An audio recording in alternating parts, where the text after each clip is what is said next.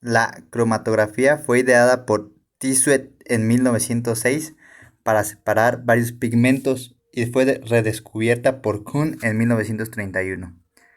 La cromatografía de gases es probablemente la técnica de más amplia utilización, ya que es una técnica analítica que ofrece una capacidad de separación a la hora de analizar compuestos volátiles.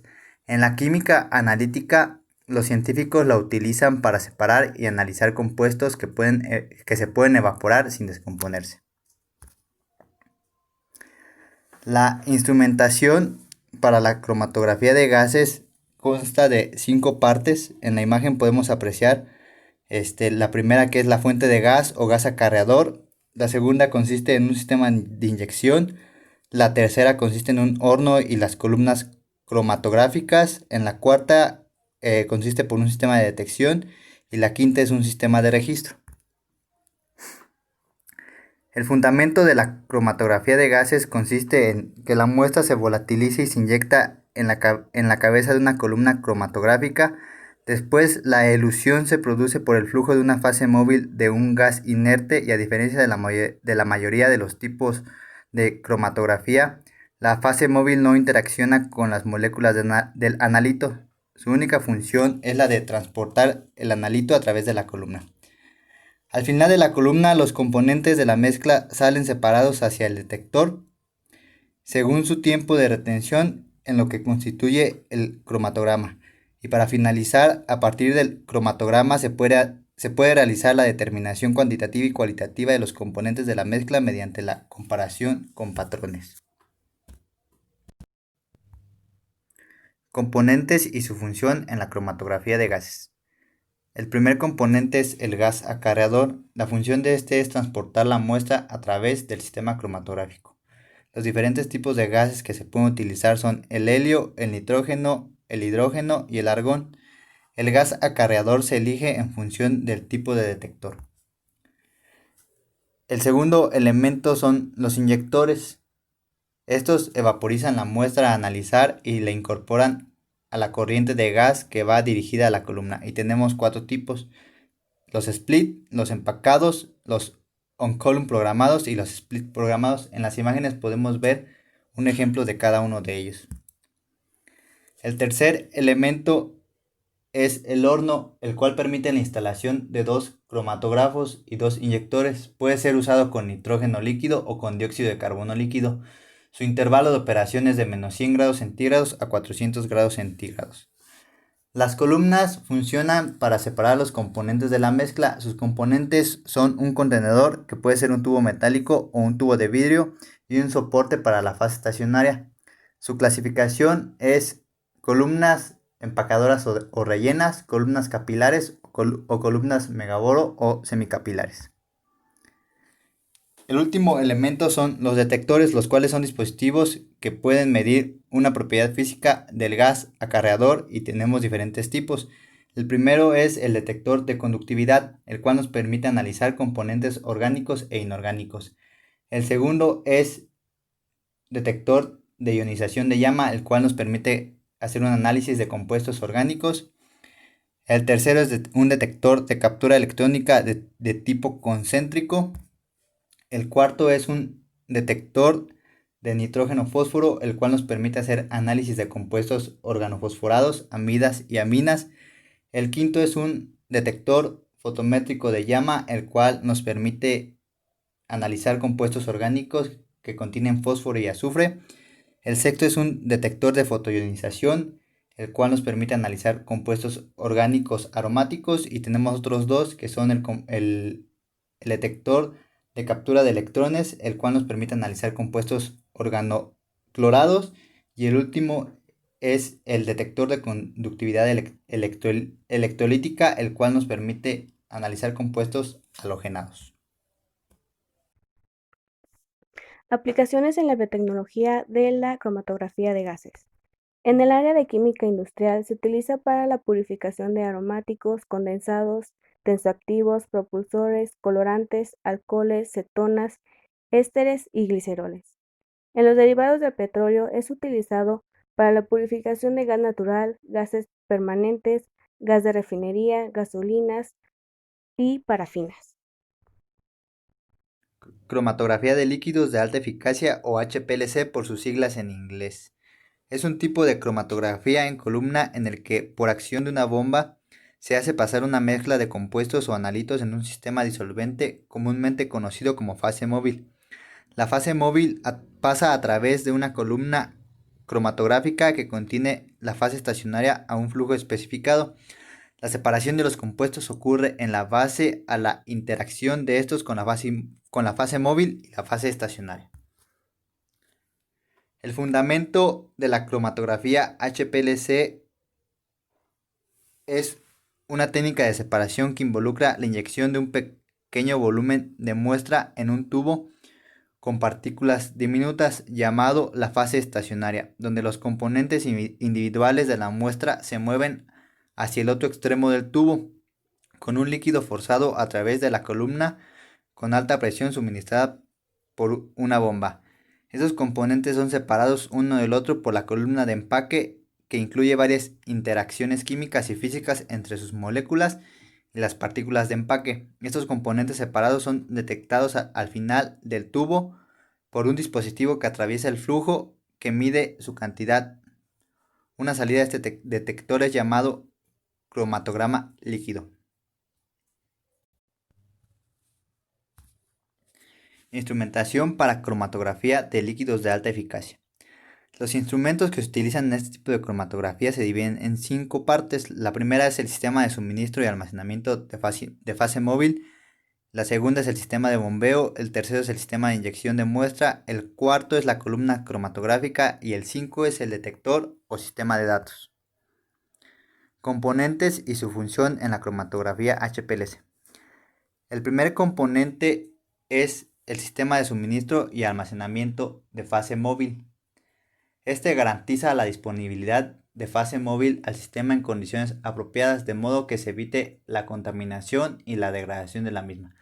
La fase móvil en HPLC está formada por un disolvente o por una mezcla de ellos, cada uno de los cuales está contenido en un recipiente generalmente de vidrio, aunque en ocasiones se emplean otros materiales como el politetrafluoroetileno. Los recipientes deben disponer de tapones que impidan la contaminación por gases o partículas en suspensión presentes en el aire del laboratorio. Para evitar flujos inestables, la formación de burbujas o la interferencia de partículas extrañas, los disolventes deben estar filtrados y desgasificados. Esto puede realizarse mediante un tratamiento previo que elimine los gases y la materia en suspensión, o bien integrando sistemas de filtrado y desgasificación en el equipo de HPLC. En la imagen podemos apreciar lo que son los tapones, los filtros, los recipientes y el desgasificador. La elusión que se provoca en este sistema se puede realizar de dos maneras: la elusión isocrática, que es cuando se emplea un único disolvente o una mezcla de disolventes de composición constante, y la elusión en gradiente, la cual se emplea cuando una mezcla de disolventes tiene una concentración que hace variar a lo largo del proceso con el fin de modificar la polaridad de la fase móvil y disminuir el tiempo de separación. Los instrumentos modernos están equipados con válvulas de alimentación que permiten controlar de manera programada la velocidad de flujo de cada disolvente en cada instante. El segundo componente es el sistema de bombeo. Todos los sistemas HPLC incorporan un sistema de bombeo con las siguientes características. Debe ser capaz de gestionar altas presiones de hasta 400 atmósferas, mantener un flujo libre de pulsos, proporcionar caudales constantes y reproducibles, permitir cambios de disolvente de modo simple y rápido y ser químicamente inerte y resistente. Las más empleadas son las bombas recíprocas, que consisten en una pequeña cámara en la que el disolvente es impulsado por el movimiento de vaivén de un pistón accionado por un motor. Las entradas y salidas del disolvente se regulan mediante dos válvulas antirretorno que se abren y cierran alternativamente, permitiendo el paso de fluido en un solo sentido, así como se muestra en la imagen presente. Entre las ventajas que presentan se encuentra un pequeño volumen interno, altas presiones de salida, caudales constantes y compatibilidad con la ilusión en gradiente, mas sin embargo genera un flujo pulsado que se ha de amortiguar para evitar la generación de ruido. El tercer componente es el sistema de inyección de muestra. La inyección de un volumen de muestra preciso y muy pequeño debe hacerse a la entrada de la columna en un breve periodo de tiempo para perturbar lo menos posible el régimen de circulación de la fase móvil y evitar el ensanchamiento de banda. La reproducibilidad de la inyección va a condicionar la precisión de las medidas.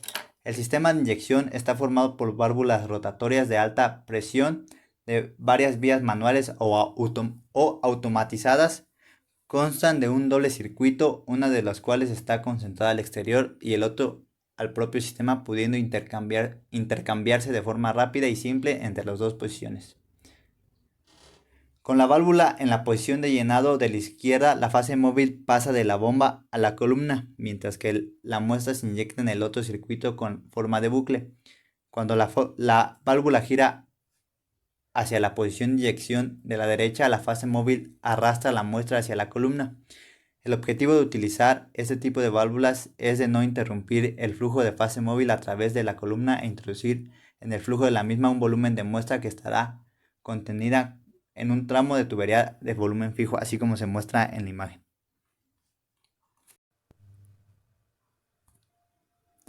El cuarto elemento son las columnas. Tenemos columnas analíticas, que son columnas rectas fabricadas habitualmente de acero, aunque también se emplean columnas construidas de vidrio y materiales poliméricos.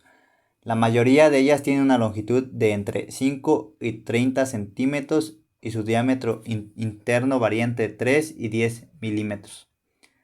También tenemos las precolumnas, las cuales eliminan los contaminantes, la materia en suspensión y aquellos componentes que se unen de manera irreversible a la fase estacionaria, de manera que cuando está muy contaminada se vacía y se rellena de nuevo o se reemplaza por otra nueva. Estas son utilizadas ya que las columnas normales son delicadas y caras. El otro tipo de columnas que tenemos son las columnas termostatizadas, que estas son utilizadas porque en algunas ocasiones se obtienen mejores resultados calentando la columna, ya que la viscosidad del disolvente disminuye y se acortan los tiempos de retención. Sin embargo, un aumento de la temperatura también puede degradar la fase estacionaria y reducir el tiempo de vida de la columna, por lo que se deben emplear hornos que controlen la temperatura de una manera muy precisa.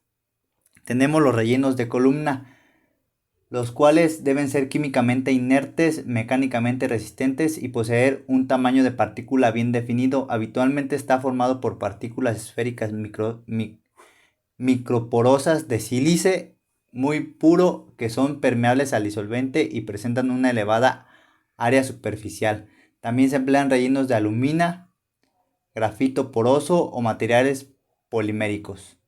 El relleno puede actuar como mero soporte de una fase estacionaria líquida o convenientemente tratado, puede intervenir directamente en el proceso de separación. El último elemento son los detectores. A diferencia de la cromatografía de gases, en la cromatografía de líquidos no hay detectores universales tan fiables como lo son el detector FIT o el TCD. Sus características como la sensibilidad, la estabilidad, la reproducibilidad, la respuesta lineal, el tiempo de respuesta corto y el fácil manejo son similares a estos, aunque no es necesario que sean sensibles en un intervalo de temperatura tan elevado y deben tener un volumen interno mínimo para reducir el ensanchamiento de banda extracolumna. Los tipos de detectores que tenemos son dos, es el basado en la propiedad de la disolución y el basado en la propiedad del soluto. Para finalizar esta cromatografía tenemos un sistema de datos el cual se encarga de interpretar todos los resultados. Aplicaciones en la biotecnología de la cromatografía de líquidos. En el área farmacéutica se utiliza para la purificación de antibióticos, sedantes, esteroides y analgésicos. Bioquímica, aminoácidos, proteínas, carbohidratos y lípidos. En el área ambiental se utiliza para el análisis de pesticidas y herbicidas, análisis de hidrocarburos semivolátiles y volátiles. En alimentos y bebidas, para identificar la presencia de edulcorantes artificiales, antioxidantes y aditivos.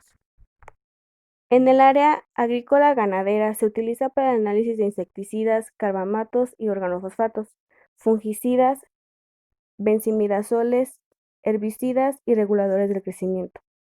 En medicina clínica, para la purificación de ácidos biliares, metabolitos de drogas, extractos de orina y estrógenos.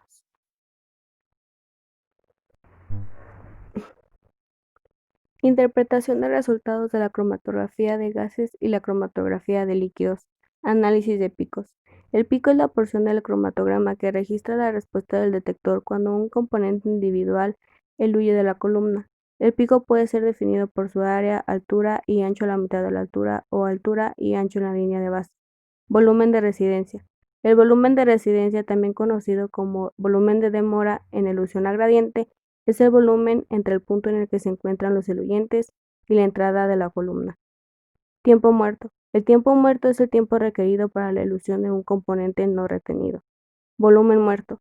El volumen muerto es el volumen de la fase móvil requerido para eluir un componente no retenido. Tiempo de retención. En cromatografía líquida y cromatografía de gases, el tiempo de retención se define como el tiempo transcurrido entre la inyección de la muestra y la aparición de la respuesta máxima. Los tiempos de retención cromatográficos son característicos de los componentes que representan, pero no son los únicos. Volumen de retención. Es el volumen de la fase móvil requerido para la elusión de un componente. Espectro de masas. La espectrometría de masas es una técnica de análisis que permite determinar la distribución de las moléculas de una sustancia en función de su masa. El espectrómetro de masa es un dispositivo que permite analizar con gran precisión la composición de diferentes elementos químicos e isótopos atómicos, separando los núcleos atómicos en función de su relación entre masa y carga. Para la instrumentación en la espectrometría de masa, como podemos ver en la primera imagen, se divide en un sistema de entrada, una fuente de iones y un analizador de masas, un sistema de vacío y un detector. Después tenemos un procesador de señal y un dispositivo de lectura, el cual nos ayuda a interpretar los resultados hechos en el análisis. El fundamento del espectro de masa se basa en la obtención de iones a partir de moléculas orgánicas en fase gaseosa. Una vez obtenidos, estos iones se separan de acuerdo con su masa y su carga y finalmente se detectan por medio de un dispositivo adecuado. Componentes y su función en el espectro de masa. El primer componente es el sistema de introducción de muestras, el cual, de acuerdo con la naturaleza de la muestra a estudiar, se utilizan estos tres métodos. El primero es la introducción directa, el cual consiste en que se introduce la muestra directamente en la fuente de iones por medio de una varilla metálica que lleva en la punta un capilar contenido la muestra. El segundo es la introducción indirecta. En este sistema, la vaporización de la muestra se realiza en un recipiente externo al espectrómetro, un balón de vidrio o de metal que tiene que estar esmaltado interiormente y se tiene que mantener a una temperatura elevada. El tercer, es, el tercer método es la introducción a partir de un cromatógrafo, el cual se ha popularizado para el análisis por espectrometría de masas de mezclas de compuestos, ya que la introducción se realiza directamente en fase gaseosa y el cromatógrafo realiza la separación de los diversos componentes de la mezcla. El segundo elemento es la fuente de iones. Este ayuda a convertir los componentes de una muestra en iones por bombardeo con electrones, iones, moléculas o fotones. Alternativamente, la ionización se lleva a cabo por energía térmica o eléctrica. En muchos casos, el sistema de entrada y la fuente de iones están combinados en un único componente. En ambos casos, lo que se obtiene es un haz de iones positivos o negativos y tenemos diferentes tipos. El primero es el fuente de impacto de electrones. El segundo es fuentes de ionización a presión atmosférica, las fuentes de ionización química, fuentes de ionización de campo, fuentes de desorción de campo y fuentes de bombardeo por átomos rápidos. El tercer elemento es el analizador de masas. Esta es parecida a la de la rejilla de un espectrómetro óptico.